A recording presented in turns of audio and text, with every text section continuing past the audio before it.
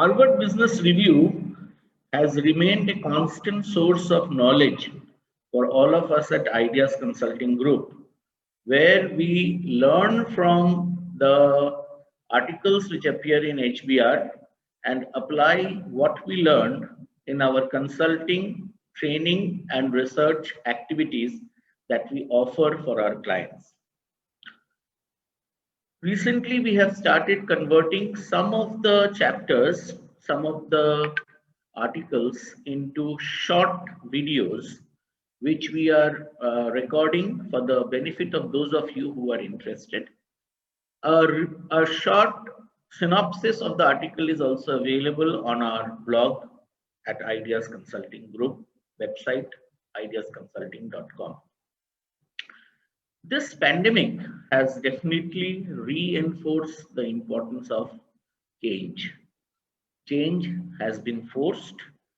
Some people are trying to manage change, but change has accelerated during this time. The article from which we have created this version of Lessons from Harvard Business Review appeared in HBR South Asia in February, July 2015, and it's written by Bill Taylor, co-founder and founding editor of Fast Company magazine, who's also the author of a path-breaking book called Practically Radical. And the article is titled The 10 Questions Every Change Agent Must Answer. It is needless to mention that hard times test and bring out the best about any leader. And those leaders who are not able to rise up to the occasion actually result in fluctuating organizational performances, and they find themselves inadequate to deal with the crisis which stare at them. However, distinguished leaders identify the opportunities and build on them when the going gets tough. And therefore, they rethink long held strategic assumptions, question conventional industry wisdom, and definitely stretch their limits to innovate and stay afloat. In this context, it is important to quote Albert Einstein, who says, problems cannot be solved at the same level of awareness that created them.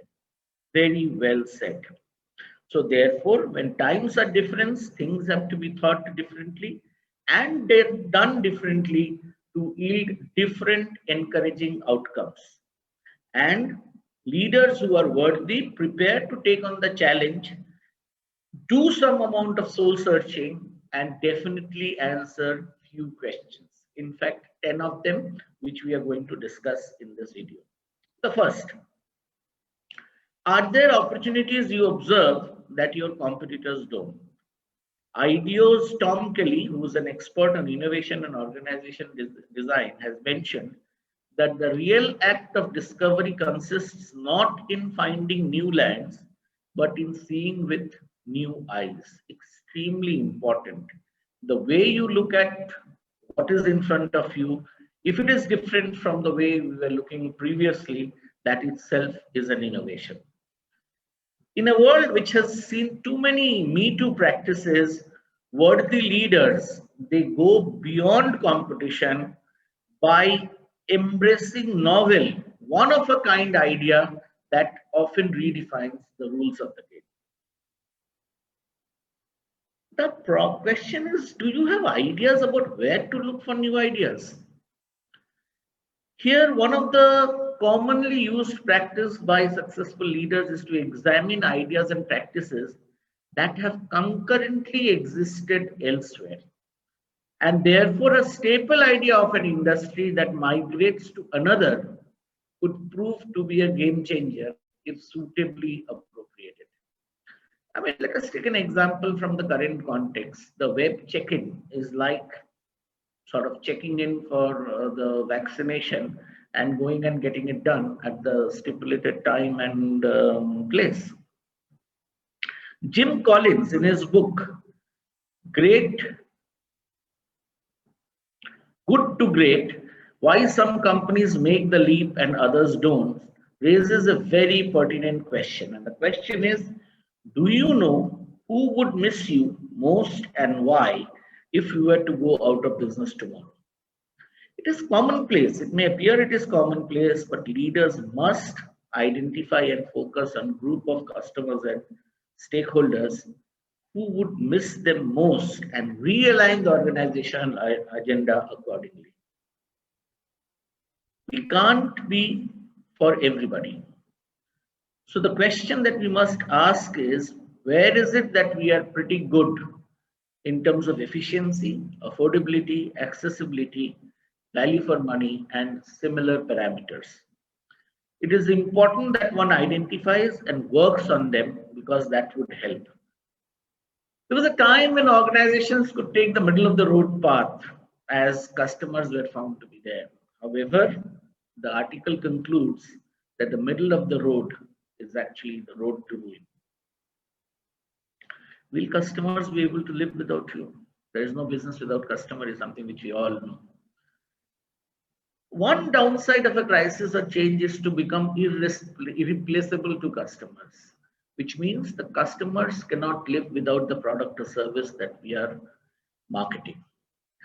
So Gallup researchers presented a hierarchy of elements that connect companies to their customers, and some of them were confidence, integrity, pride, and passion. In order to test passion, they asked a question which is as elementary as, can you imagine a world without this product? It emerged that if customers can, they probably will. So therefore, are you replaceable or not to your customers is something that we must examine.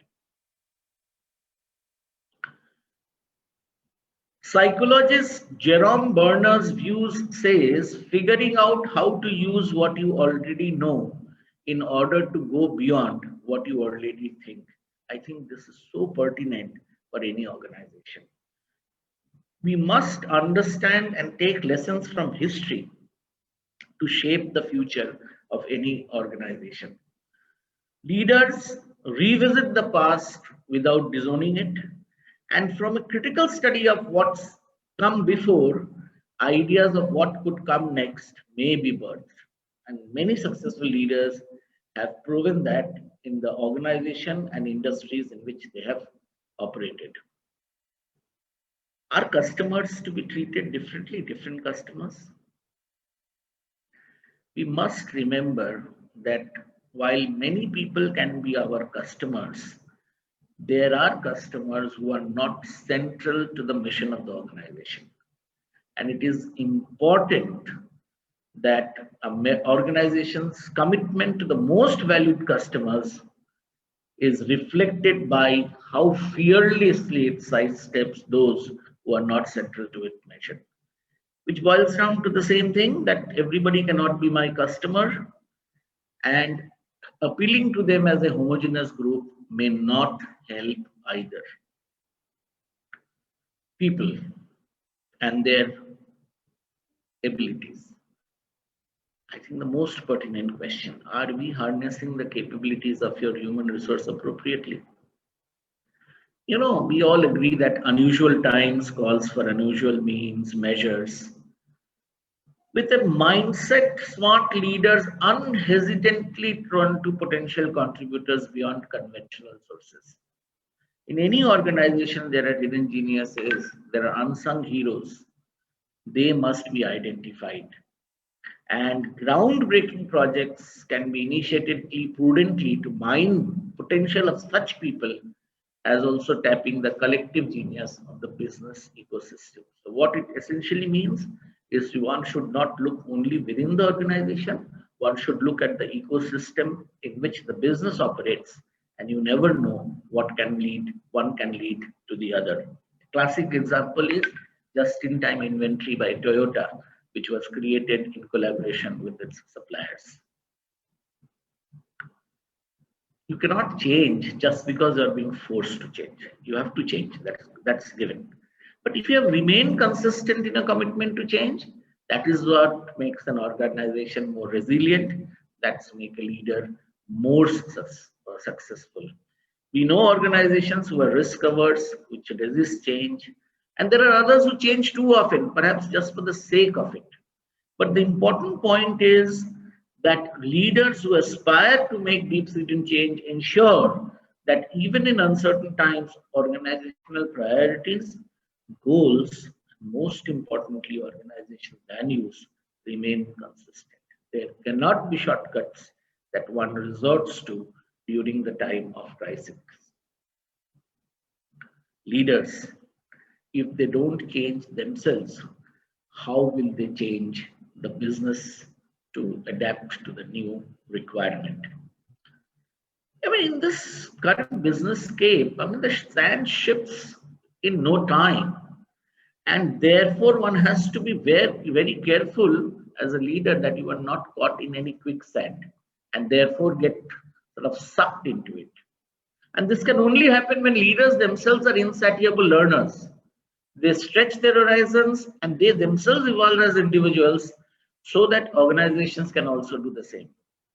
Finally, leaders who are change agents too have the nerves to deal with problems head and heart, to acknowledge there may not be ready answers to all the questions, but yes, to dream and delineate a new strategic vision and path. Thank you for your time. We appreciate and value your business.